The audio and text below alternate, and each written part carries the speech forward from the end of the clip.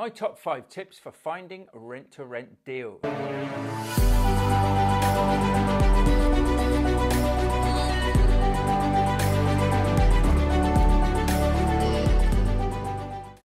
Hello, my name's Mark Fitzgerald and it's great to have you joining me here today. So let's just jump straight into it now, shall we?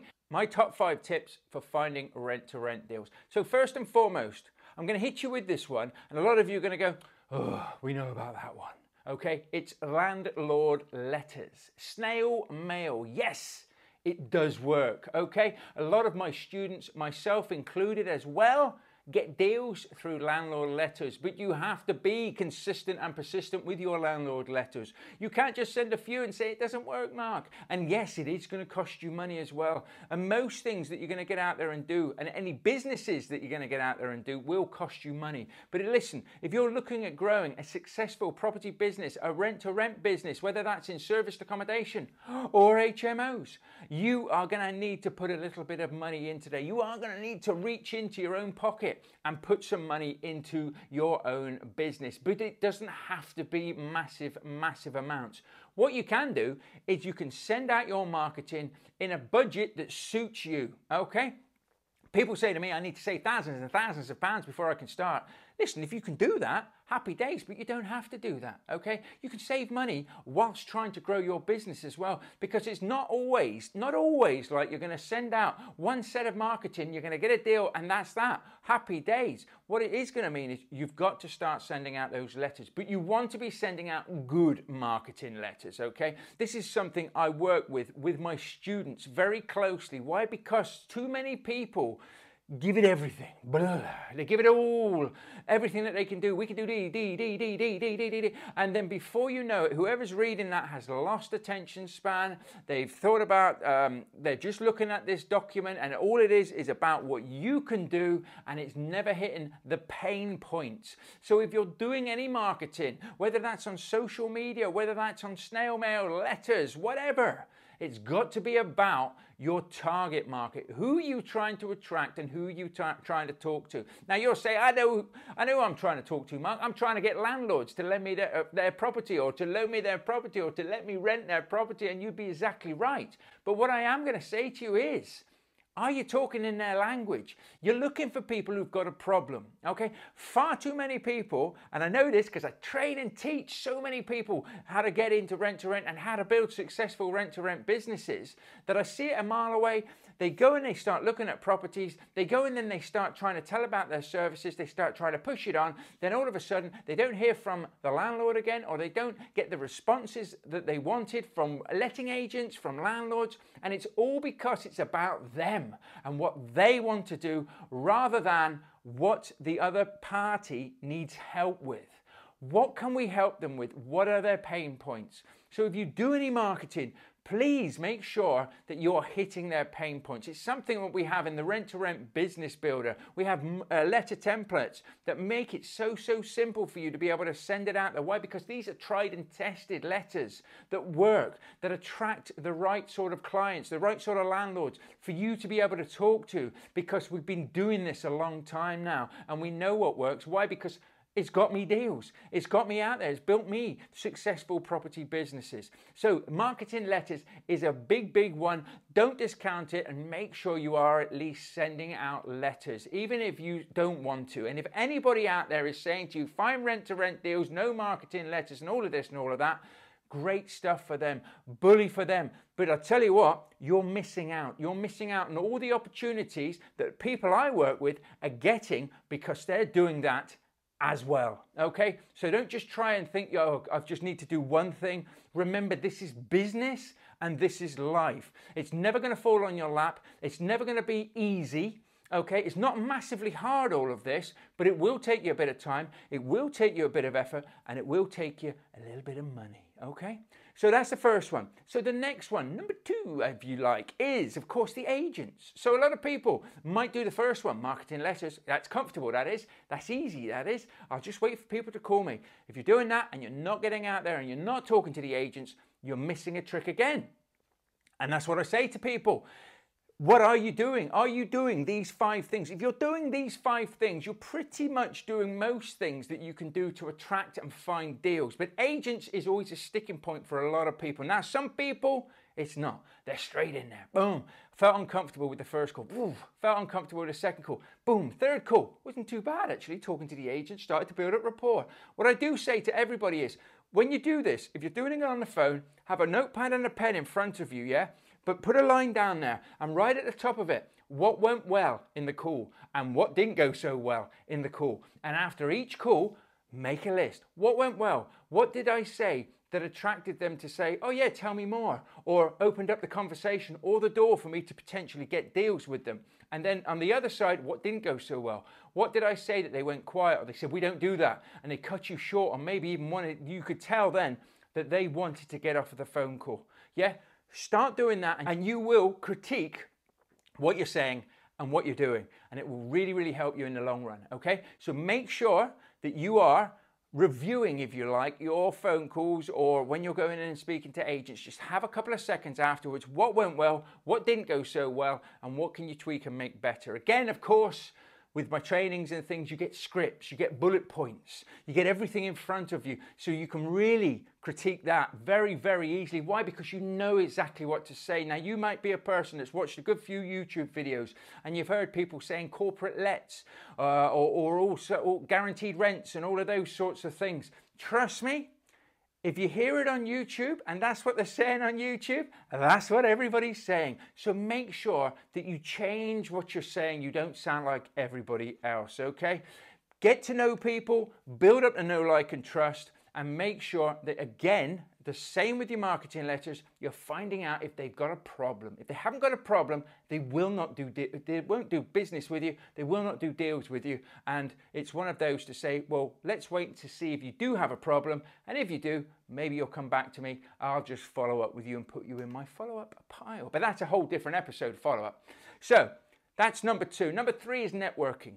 Okay, get out there, start networking. Go to your local property networking events, go to landlord networking events, go to business networking events as well. Business, Mark, that's got nothing to do with property. I say now, there's a lot of business owners out there at the moment who have got money and have got properties. Why? Because when you have a successful business, you look to buy assets to continually build up your pot, to build up your asset base. So there may be business owners out there with properties who are having problems. But start to get out there, start to network with people. Go to events. If you're paying to go to any training or you're paying to go to any events, make sure you've got your business cards with you. Make sure you're ready to start talking to people about the property opportunities out there and how you can help them. So networking events is a massive, massive one. And the next one at number 4 is social media. Social media, you say? Yeah, social media. You want to be known as the property professional in your area, okay? Now, most people, if they're going to do business with you, will either look for a website. Websites, maybe. They are definitely going to go online and look at Instagram, Facebook, LinkedIn, TikTok, maybe, but they're certainly going to look at probably Facebook, LinkedIn, and Instagram, okay? So you can dance around on TikTok, it doesn't really matter. But at the end of the day, if you're advertising your business, if you're advertising as being a property professional, have a business page. You should set yourself up, you should have a company.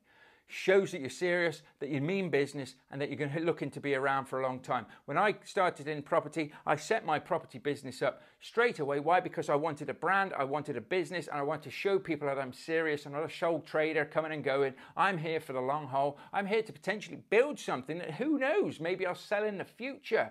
But it shows intent and it puts you out there. So if you do that, set yourself up a business page on these platforms and just start posting. When you're doing viewings, just start taking pictures and post, and start now.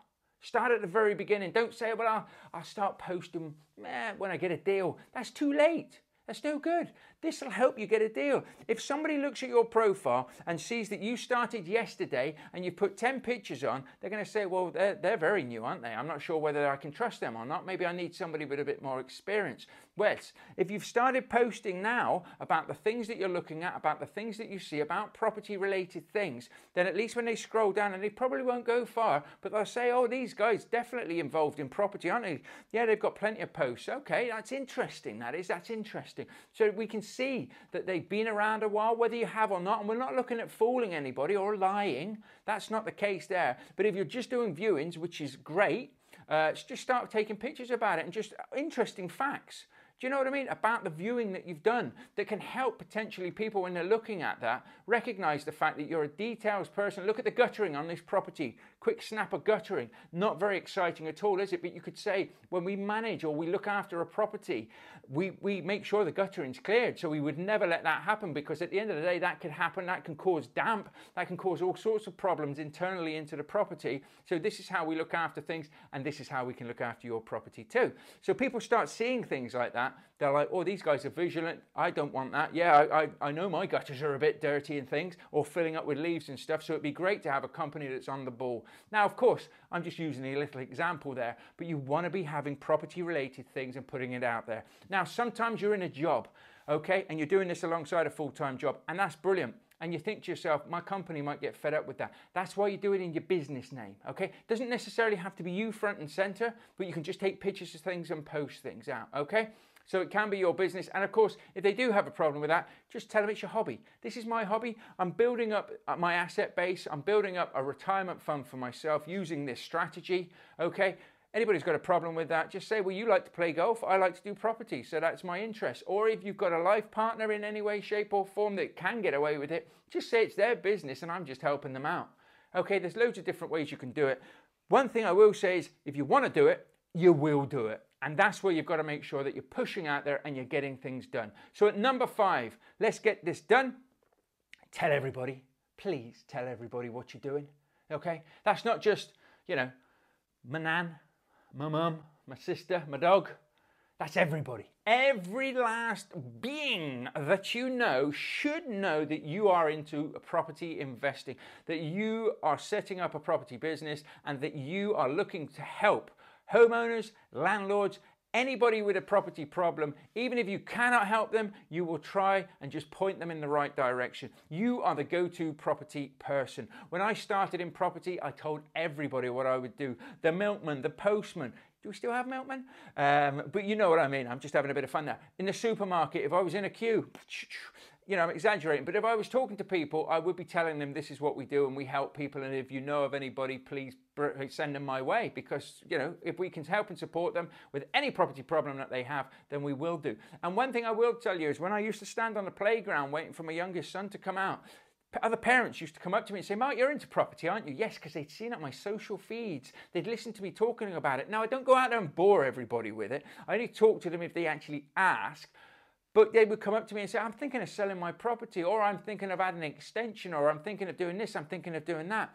And whilst a lot of the time it's absolutely irrelevant for what I'm trying to do in property, I loved it because it showed what I was doing, how I was marketing myself and my business. It showed that we were reaching people, that people recognized the fact that I was in property and that I could help people. And you should be looking at doing the same, okay? Now, if you need any help or support with this, we have free training, free tools and resources on thepropertyunleashed.com, thepropertyunleashed.com. I have rent-to-rent training, HMO training, serviced accommodation training, completely free. You can go in there, do those masterclasses. We've got some books as well on service accommodation, deal sourcing, rent to rent, that again you can download, you can learn about and see whether it's a strategy that you want to do. And of course, we have the Rent to Rent Business Builder training program, where I help and support you in building a successful rent to rent business. And we have the ultimate serviced accommodation business builder, of course. If you're looking at doing holiday lets, that's the one there, because we'll show you all the different ways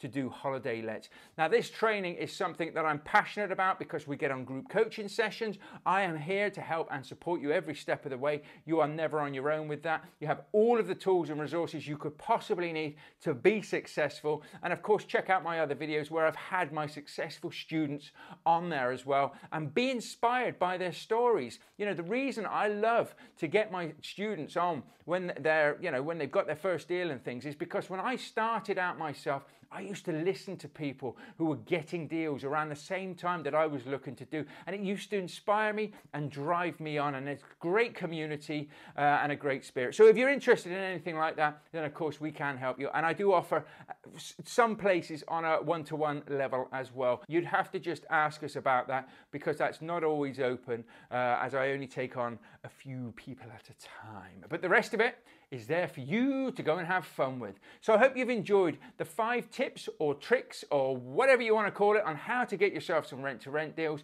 You make sure that you're doing the right things and make sure that this strategy is the right strategy for you if you so choose to do it. Do feel free to friend me on Facebook, follow me on Instagram, and whatever else it's called on LinkedIn. I'm always happy to answer any questions, so feel free to reach out to me on social media. You will get me. If you do get a member of the team, they will answer it with their name rather than my name, or if there's no name, it's me, so you know you're talking to the right person. But I'm more than happy to try and help point anybody in the right direction, help them and support them on their property investing journey, because that's what it's all about. What goes around comes around in life. So I look forward to seeing you in the next episode, or if you're listening to this on the podcast, being in your ears, you listening to me? Anyway, let's wrap this one up. You take care, and bye for now.